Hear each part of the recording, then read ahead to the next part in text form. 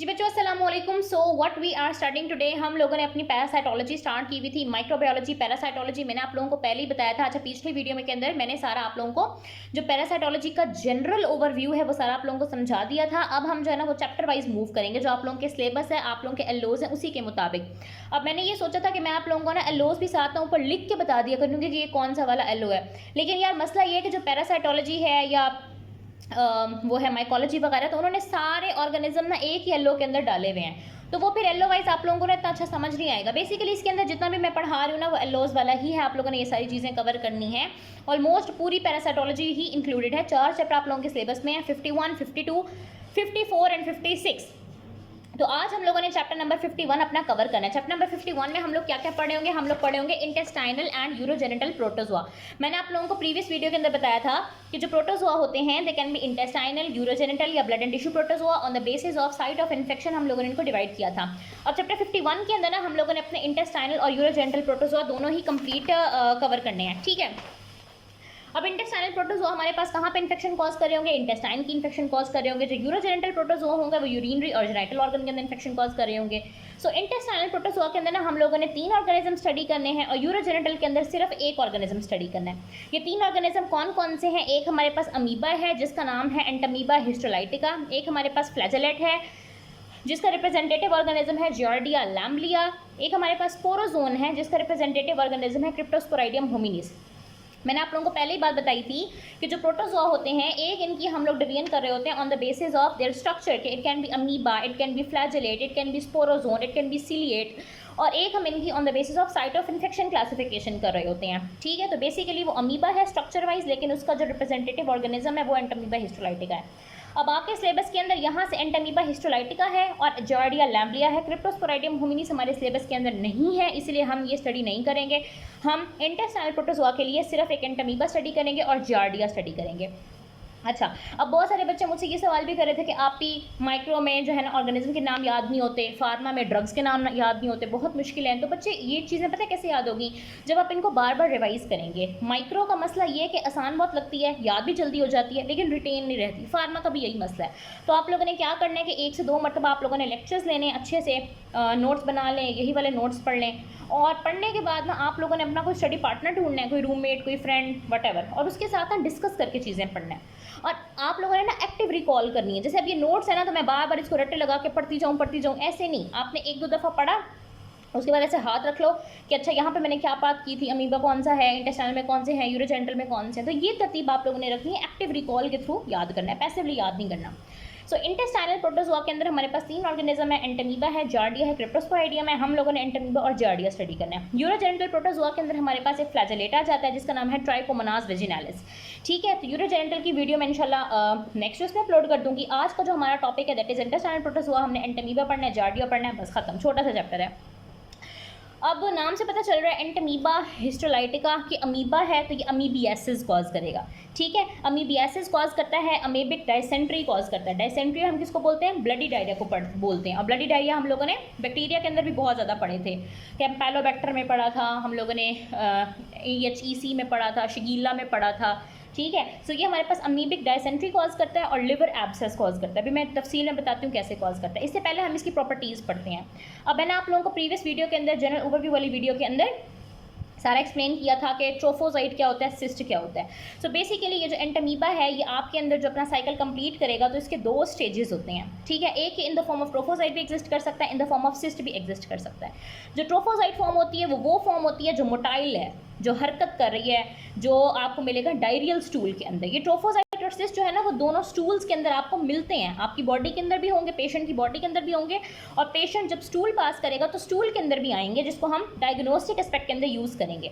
सो stool के अंदर अगर डायरियल स्टूल है तो उसके अंदर हमें ट्रोफोसाइट मिल सकते हैं, अगर नॉन डायरियल स्टूल है तो उसके अंदर हमें सिस्ट मिल सकते हैं, और ये एक इंपॉर्टेंट डायग्नोस्टिक क्राइटेरिया होता है हमारे पास। अब जो ट्रोफोसाइट होते हैं बच्चों, उसके अंदर हमें क्या मिलता है? उसके अंदर एक न्यूक्लियस होता है, उसका प्रोमिनेंट सेंट्रल न्यूक्लियोलस जिसको कैरियोसोम बोल रहे होते हैं, और सिस्ट के अंदर हमारे पास 4 न्यूक्लियाई होते हैं। ये एक इंपॉर्टेंट फीचर है, एक इंपॉर्टेंट डायग्नोस्टिक क्राइटेरिया है। इसकी मैं आप लोगों को तस्वीर भी दिखाती हूँ बुक से, ये काफ़ी ज़्यादा इंपॉर्टेंट है। ये ऑस्पी के अंदर भी ना पिक्चर्स आ जाती होती हैं आइडेंटिफाई करने के लिए भी।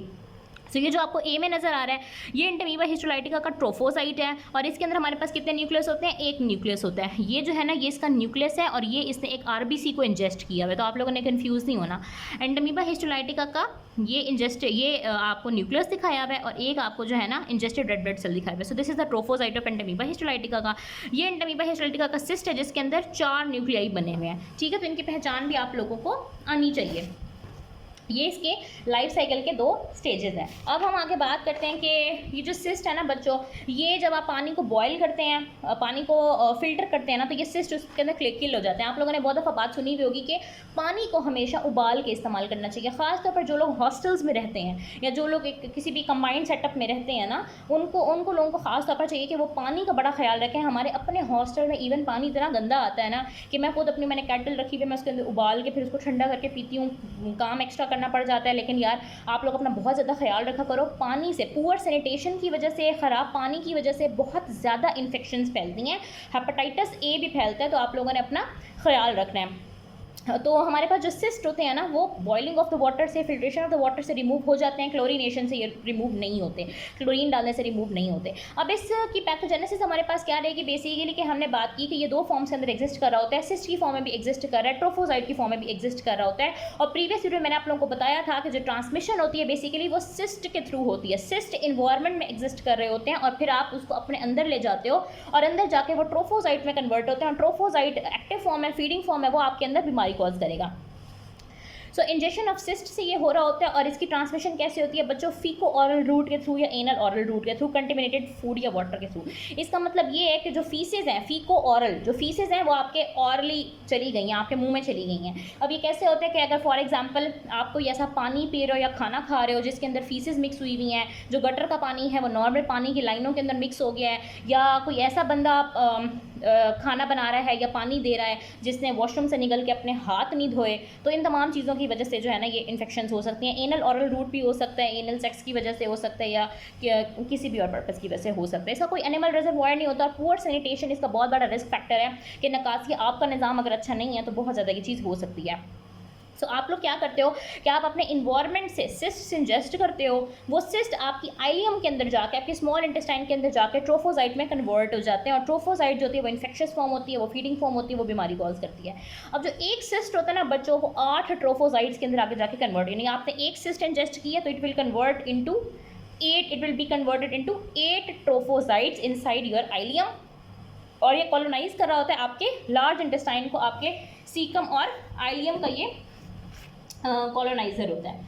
ठीक हो गया। और नेक्स्ट हम लोग बात करते हैं, इसका मैं साइकिल आप लोगों को आपकी बुक से दिखा देती हूँ कि बेसिकली ये एक्स्ट्रा इंटेस्टाइनल इन्फेक्शन भी कॉज कर रहा होता है, यानी कि ये बीमारी सिर्फ इंटेस्टाइन तक लिमिटेड नहीं रहती, ये फैल सकती है बच्चों, और ख़ास तौर पर ये लिवर के अंदर जाती है। ये बात आप लोगों ने याद रखनी है कि जो एक्स्ट्रा इंटेस्टाइनल डिजीज़ है वो लिवर के अंदर सबसे ज़्यादा कॉमन होती है। मेच्योर सिस्ट देखो आप लोगों ने इंजेस्ट किया फीको ऑरल रूट से, ये इन्वायरमेंट के अंदर था सिस्ट, मेच्योर सिस्ट आपने इंजेस्ट की है, ये अंदर जाके क्या करेगा, विद इन द इंटेस्टाइन ये कन्वर्ट होगा, सिस्ट जो है ना वो ट्रोफोसाइट के अंदर कन्वर्ट होंगे इंटेस्टाइन के अंदर। ये देखो ना, ये सीकम और कोलोन बना हुआ है ना आपका, सीकम और कोलोन के अंदर ये इन्फेक्शन कॉज कर सकते हैं और उसके बाद ये स्प्रेड हो सकता है। कहाँ कहाँ पे स्प्रेड हो सकता है, या आपके लिवर में जा रहा है, लंग्स में जा रहा है, ब्रेन में जा रहा है, लेकिन मोस्ट कॉमन साइट आपके पास क्या रहती है, लिवर रहती है, जहाँ पे ये एब्सेस कॉज करता है। उसके बाद जब वो बंदा स्टूल पास करेगा तो डायरियल स्टूल के अंदर ट्रोफोसाइट और नॉन डायरियल स्टूल के अंदर सिस्ट जो है ना वो आपके फीसिस के थ्रू आपके इन्वायरमेंट में चले जाएंगे।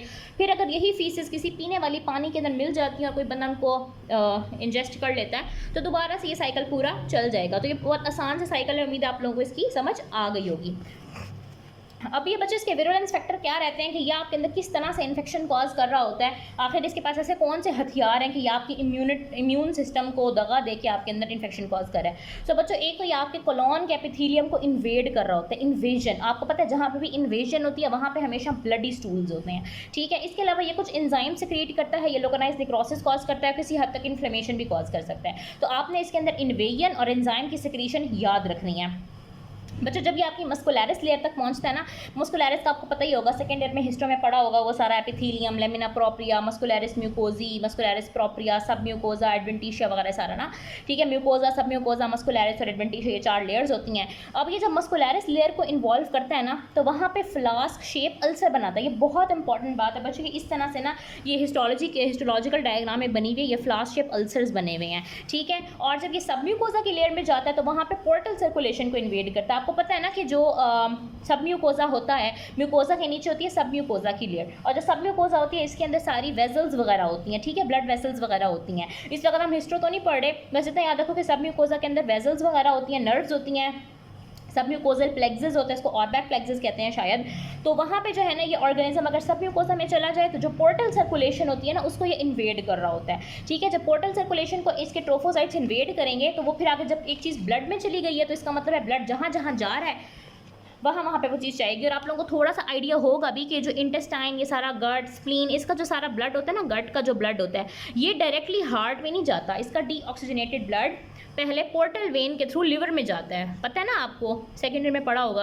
ये पोर्टल वेन के थ्रू लिवर में जाता है, लिवर से ये इंफीरियर वेना केवा और उसके बाद जो है ना ये हार्ट में जाता है। सो पहले गट का ब्लड कहाँ पे जाता है, लिवर के अंदर, और पोर्टल वेन को जो है ना वो ट्रोफोसाइट ने इन्वेड कर दिया, तो इसका मतलब है पोर्टल वेन से जो सारा ब्लड था वो लिवर में जाना था, और लिवर के अंदर अब ये ट्रोफोसाइट्स जाएंगे तो वहाँ पे जाके एब्सेस कॉज कर देंगे, इन्फेक्शन कॉज कर देंगे। और ये इंपॉर्टेंट बात है, एक फ्लास्क शेप अल्सर वाली और एक most frequent site of systemic disease का लिवर होता है, ये एक इंपॉर्टेंट बात है। अच्छा मैंने एक और बात सोची है कि मैं आप लोगों को साथ साथ में एंड में, वैसे तो मैं रिवीजन कराती होती थी लेकिन अब मैं अलग से कुछ हाई यील्ड पॉइंट्स भी आप लोगों को बता दिया करूँगी, ठीक है। अब क्लिनिकल फाइंडिंग बच्चों हमारे पास क्या रहेगी कि ये मैंने पहले ही आपको बताया कि ये इंटेस्टाइन को इन्वॉल्व करा होता है, इंटेस्टाइन के अंदर ये एक्यूट इंटेस्टाइनल अमीबियासिस या क्रोनिक इंटेस्टाइनल अमीबियासिस कॉज कर सकता है। एक्यूट के क्या सिम्टम होंगे, जाहिर है इसने डायसेंट्री कॉज करना है, तो ब्लडी म्यूकस कंटेनिंग डायरिया ये कॉज करेगा, यानी कि उस डायरिया के अंदर आपको ब्लड भी मिलेगा, म्यूकस भी मिलेगा। इसके अलावा लोअर एब्डोमिनल डिस्कम्फर्ट, ठीक है, वैसे दर्द रहेगा या मरोड़ भी हो सकते हैं, इससे ठीक नहीं लगेगा बंदे को। फ्लैटुलेंस मतलब गैस फॉर्मेशन हो सकती है। और टेनिस्मस, टेनिस्मस का बच्चा मतलब ये होता है कि आप जो है ना अपनी इवैक्यूएशन से सेटिस्फाई नहीं होते, आपको लगता है कि मुझे बार बार स्टूल पास करने की, बार बार बाथरूम जाने की ज़रूरत है, लेकिन आप बाथरूम जाते हैं तो कुछ होता नहीं है।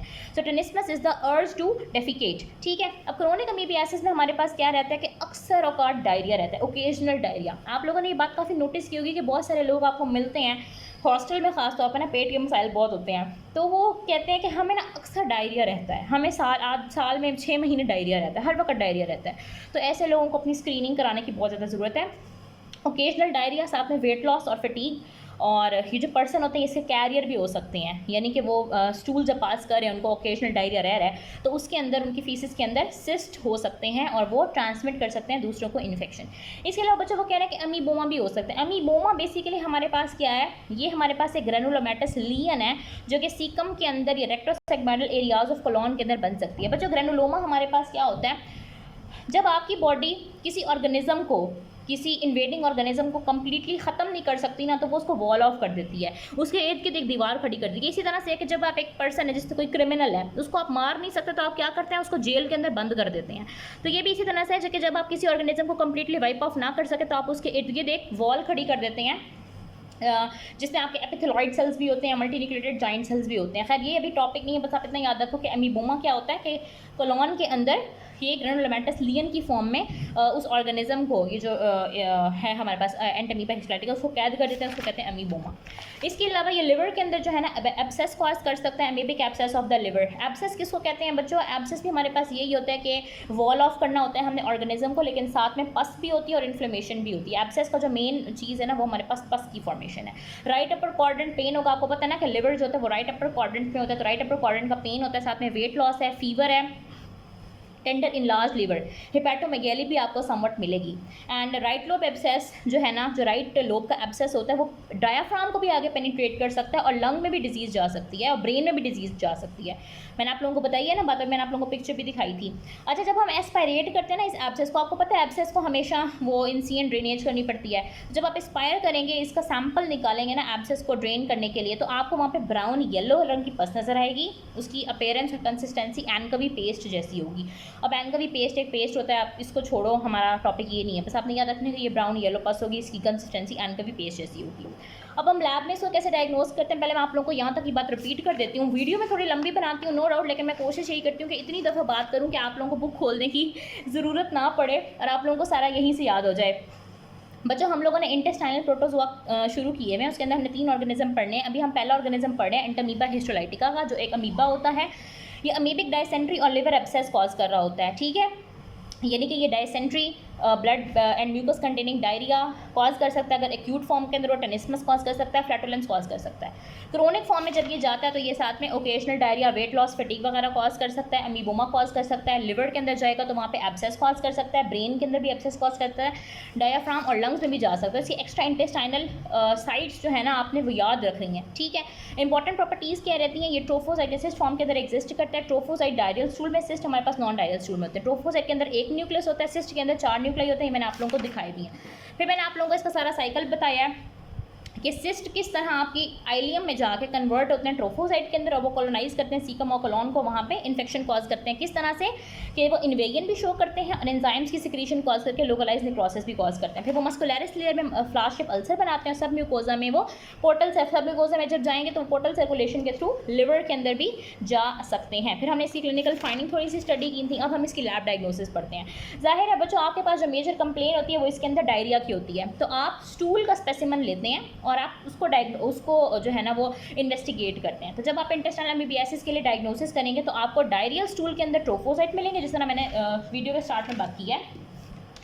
डायरियल स्टूल के अंदर आपको क्या मिलेंगे, ट्रोफोसाइट मिलेंगे, और नॉन डायरियल स्टूल के अंदर आपको सिस्ट मिलेंगे। लेकिन अब यहाँ पे मसला क्या है कि आपने जब डायरियल स्टूल ले लेना है, किसी बंदे का सैंपल आपने कलेक्ट कर लिया, तो आपने 1 घंटे के अंदर अंदर उसको एग्जामिन करना होता है। क्यों एग्जामिन करना होता है, क्योंकि जो ट्रोफोसाइट होते हैं बच्चे वो मोटाइल फॉर्म है। स्टार्ट में बात की थी कि जो ट्रोफोसाइट होते हैं वो मोटाइल होते हैं, तो ट्रोफोसाइट्स की मोटिलिटी को चेक करने के लिए ना हमें 1 घंटे के अंदर अंदर सैंपल को चेक करना पड़ेगा। और ट्रोफोसाइट के अंदर आरबीसीज भी होते हैं, तो वो कह रहे हैं कि ये एक फॉल्स डायग्नोसिस भी इस्टेब्लिश हो सकता है, तो इस बात का भी आप लोगों ने ध्यान रखना है। अभी दिखाया भी था मैंने आप लोगों को, सही है। और जो सिस्ट देखने होंगे ना अपने फॉर्म स्टूल के अंदर, उसके लिए आपको कम से कम 3 सैंपल चाहिए। क्यों 3 सैंपल चाहिए, कि हो सकता है इस दफ़ा फॉर्म स्टूल के अंदर सिस्ट आए हैं या नहीं आए, तो अपनी कंफर्मेशन के लिए आपने कम से कम 3 सैंपल लेने हैं। जब आप लोगों ने सिस्ट देखना है और जब आप लोगों ने डायरियल स्टूल का सैंपल लेना है, तो आपने 1 घंटे के अंदर अंदर उसको इन्वेस्टिगेट करना है। अच्छा, बुक के अंदर ना बहुत ज़्यादा फजूल फालतू बातें लिखी हुई हैं, लेकिन आप लोगों ने बस इतनी बातें याद रखनी है जितना मैं आपको बता रही हूँ। इसके अलावा हम सिस्ट की कंप्लीट एग्जामिनेशन भी कर सकते हैं। हम वेट माउंट इनसलाइन या आयोडीन स्टेन वेट माउंट भी कर सकते हैं। वेट माउंट क्या होता है बेसिकली बच्चों, कि जिस तरह हम लोग बैक्टीरिया वगैरह को देखते हैं तो हम उसकी ग्राम स्टेनिंग करते हैं। वेट माउंट का मतलब ये होता है कि आपने एग्जामिनेशन ऑफ सिस्ट के लिए हम क्या कर सकते हैं, वेट माउंट इनसलाइन या आयोडीन स्टेन वेट माउंट। बच्चों इसका मतलब क्या होता है वेट माउंट का, कि जैसे हम लोग बैक्टीरिया के लिए क्या कर रहे होते हैं, हम लोग ग्राम स्टेनिंग कर रहे होते हैं ना, ठीक है, उसके ऊपर मुख्तलिफ स्टेन्स डाल रहे होते हैं। तो कुछ ऑर्गेनिज्म जिनकी मोटिलिटी को हमने टेस्ट करना होता है ख़ास तौर पर, उनके लिए हम लोग ये तरीका यूज़ कर रहे होते हैं। हम क्या करते हैं कि एक स्लाइड लेते हैं, उसके ऊपर वो स्पेसिमन डाल दें। जैसे स्टूल का स्पेसिमन है तो हम यहाँ स्टूल का डालेंगे। फिर उसके बाद हम कोई वेट चीज़ डाल, जैसे सलाइन डाल दी 0.5% या हमने आयोडीन डाल दी, ठीक है। स्पेसिमन लेके उसके अंदर आयोडीन ऐड कर दिया, सलाइन ऐड कर दिया, उसको कवर स्लिप से कवर करके फिर हम लोग जो है ना वो डायरेक्टली उसको माइक्रोस्कोप के नीचे देखते हैं। इसके अलावा हम इसकी डिटेल में जाने की ज़रूरत नहीं है, उसको एज एज रट्टा मार लो। सीरोलॉजिकल टेस्टिंग भी हम लोग कर सकते हैं, यानी कि एंटीबॉडीज़ वगैरह जो बनती हैं बॉडी में हम वो भी चेक कर सकते हैं। इसके अलावा हीमोग्लोबिनेशन टेस्ट होता है, तो ये इन्वेसिव अमीबियासिस के लिए हो रहा होता है, ठीक है।